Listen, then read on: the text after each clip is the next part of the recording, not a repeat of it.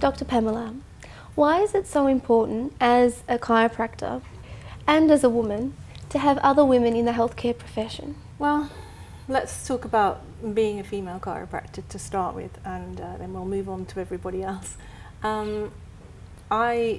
Obviously in this country, we have a lot of Arabic women who prefer often not to be touched by men. Chiropractors have to touch people to get them better. We don't just sit in front of them and prescribe medication. We actually put our hands on people, we move them around. They often have to get undressed to a certain extent, and of course Arabic women, especially when they're covered, they don't want to be seen by men if they can possibly help it. So the first thing is, from their point of view, it's nice to have a well-qualified woman who can do the same job as a man, and yet they're not having to be handled by a male. And many of them, in fact, may not mind a male, but they know their husbands wouldn't like that. So, you know, from that point of view, it comes in very useful being a female. But funnily enough, those females often say to me, "Do you treat men?" And I find there are a lot of other people, apart from Arabic people, who love to come to a female, and they don't always tell me why, but I've worked out the kind of group of people I have. Anyone who thinks that their body is not perfect, for a start, would prefer to come to a female, because perhaps we've got more compassion, we don't, you know, pull apart anybody's mistakes or faults. You know, they feel comfortable with a woman, and once you start to feel comfortable, you develop trust easily. Yeah. And then those people will let you do what you need to do to them to get them better easily.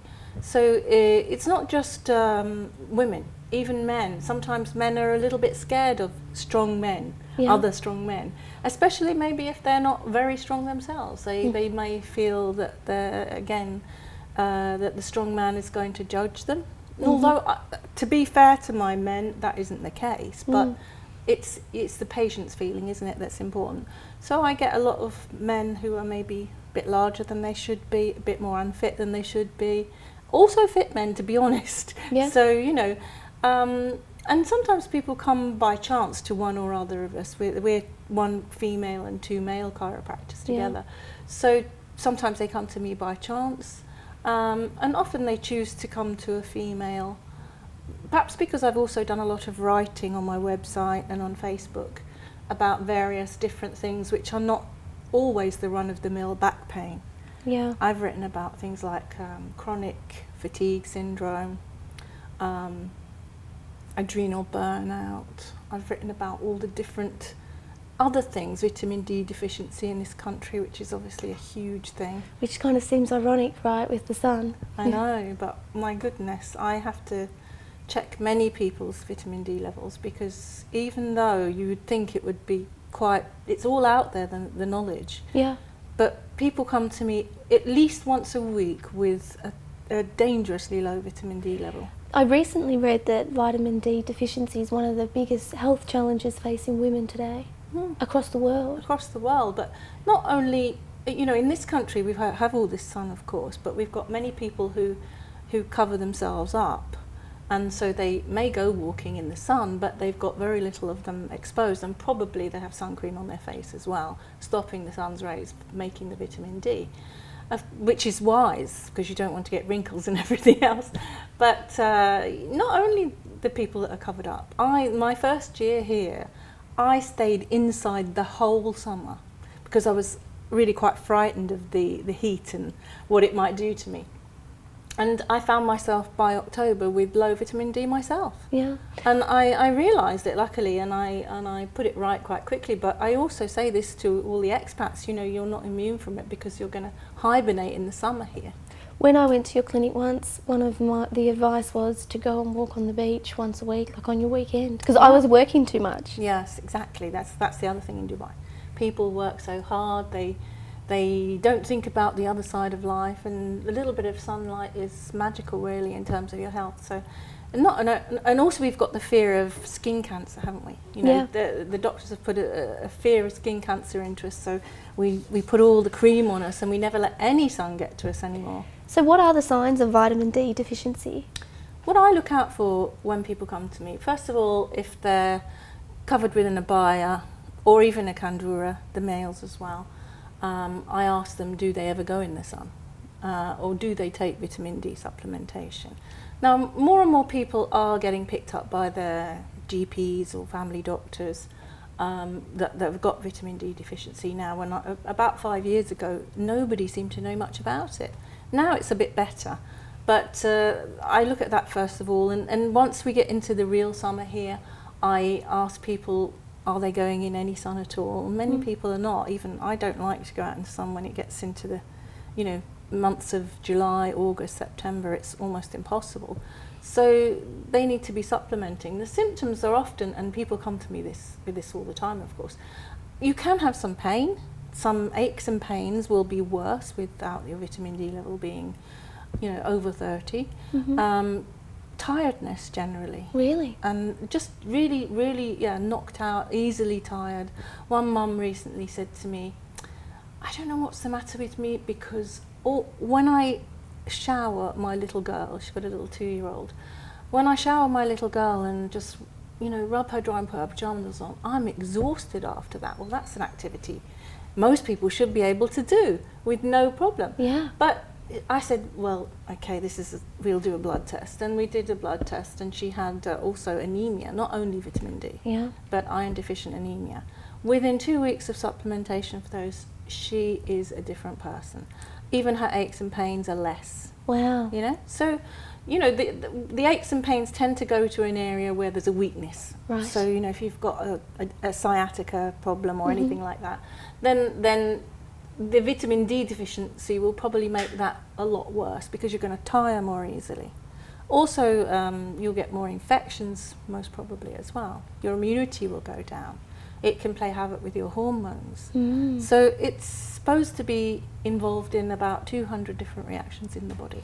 So for someone who is experiencing some of these symptoms, they can just come to a clinic and get a blood test to check their vitamin D levels?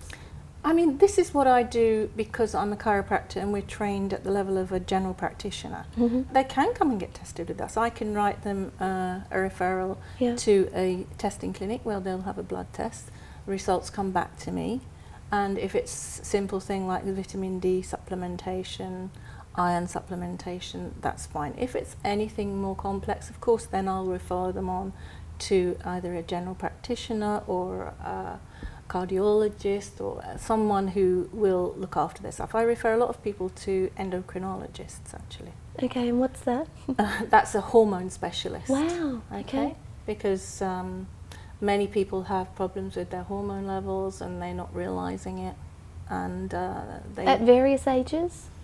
Yeah, especially women after pregnancy, they may have some changes in their hormonal levels, and they sometimes don't realise that their thyroid is slowing down a little bit, and that if it's left undetected will have effects on all the other hormones in your body. Yeah. So I make sure that I take this holistic approach. Someone comes to me with pain in one area, it's usually fairly simple, but if they come with pain here, headaches, back pain, pain going down their leg, I start to smell a rat, I'm thinking, this is too much pain for a young woman to be having. So, normally when you get someone with multiple areas of pain, you need to look into their whole system to make sure that they are getting all the right nutrients. Sometimes I look into their diet, their nutritional, how are they doing nutritionally.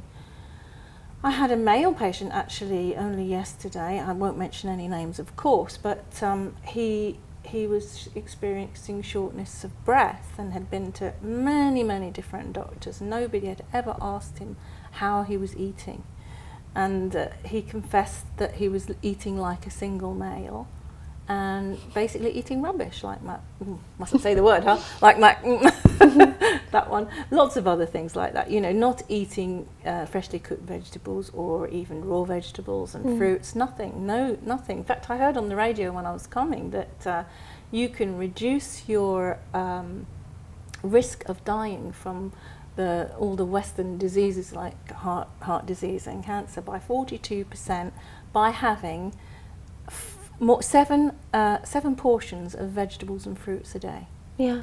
It's as opposed to many people who have less than one a day. Yeah. You can reduce your chances of getting those by 42%. I mean, that's enormous, isn't it?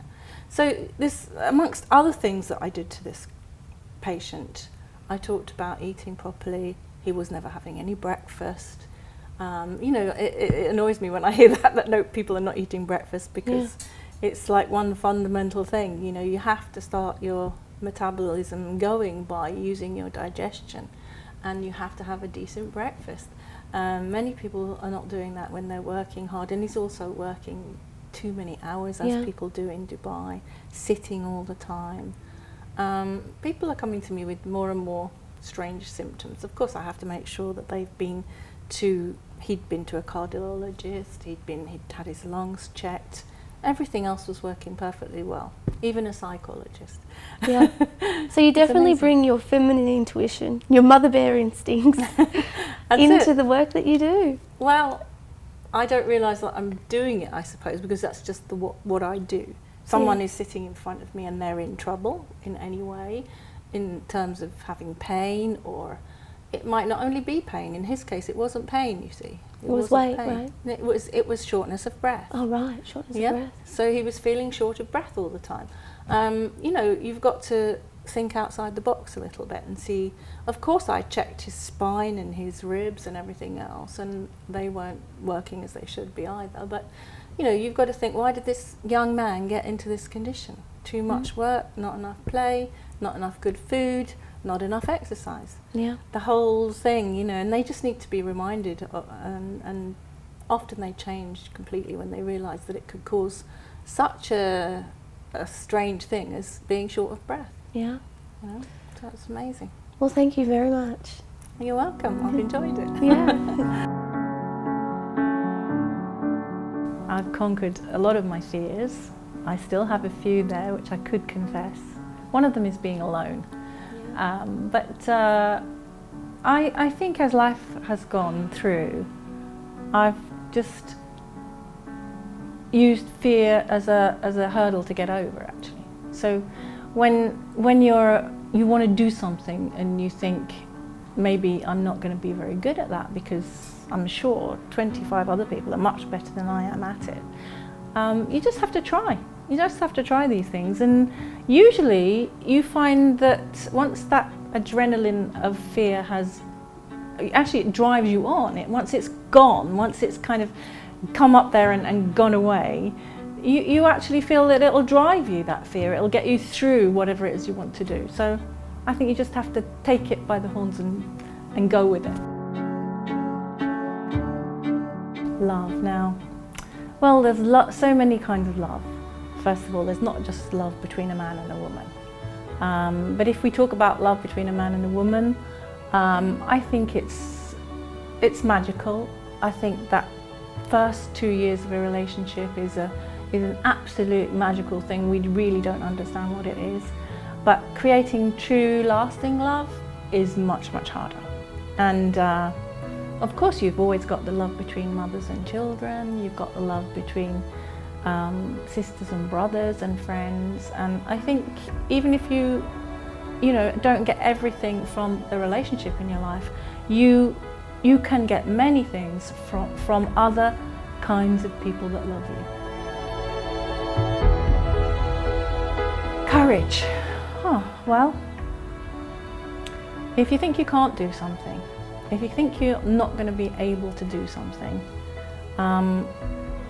maybe you won't be able to. If you really think yourself into, I can't do this, I really definitely can't do this, I'm not going to like it, then you're not going to do it, are you? But if you have a little bit of help from your friends around and they give you a little bit of courage, you can do amazing things that you never thought you could do before. And one of those things that I've done, which I've got a fear of heights actually, I've abseiled down a waterfall.